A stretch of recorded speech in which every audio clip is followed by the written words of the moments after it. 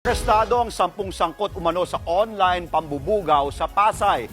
Modus daw ng mga sospek sa pagre-recruit, paiibigin muna ang mga babae para maibugaw. Nasa frontline ng balitang yan si Faith Del Mundo.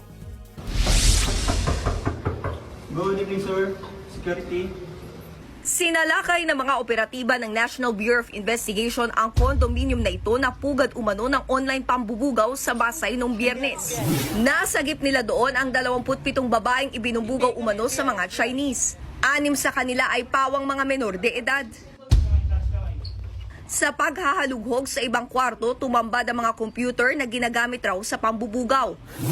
Arestado sa operasyon ang 10 suspect, kabilang ang 6 na Chinese at 4 na Pinoy. Nakumpiska rin ang kahong-kahong kondom, sex toys at mga damit na binibenta rin daw sa mga parokyano. Ayon sa NBI, sa isang group chat na exclusive sa mga Chinese, ibinubugaw ng mga suspect ang mga babaeng biktima. Gumagamit raw ng loverboy tactic ang mga suspect para makarecruit ng mga babae. Sa nasabing tactic, paiibigin ng mga suspect ang babaeng biktima hanggang sa makuha ang loob at maipasok sa online pambubugaw. Ng ating perpetrator, naghahanap muna siya ng victim zero. And then, mayroong 4 phases na kanilang sinusunod. Yung initial contact. Ang objective nun is to establish a romantic relationship sa kanilang victim zero. And then yung grooming. Diniligawan nila ito. And then, tinitreat nila especially. And then yung isolation. So, ina-isolate nila ito sa kanilang friends and families to make the victim dependent doon sa trafficker in terms of financial needs,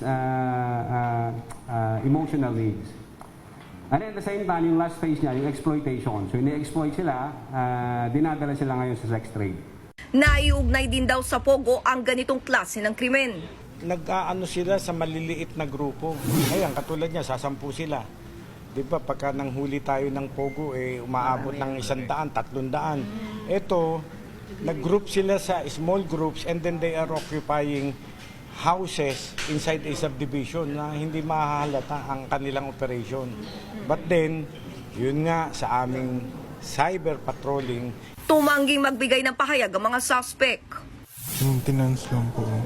Taga-ayos lang po.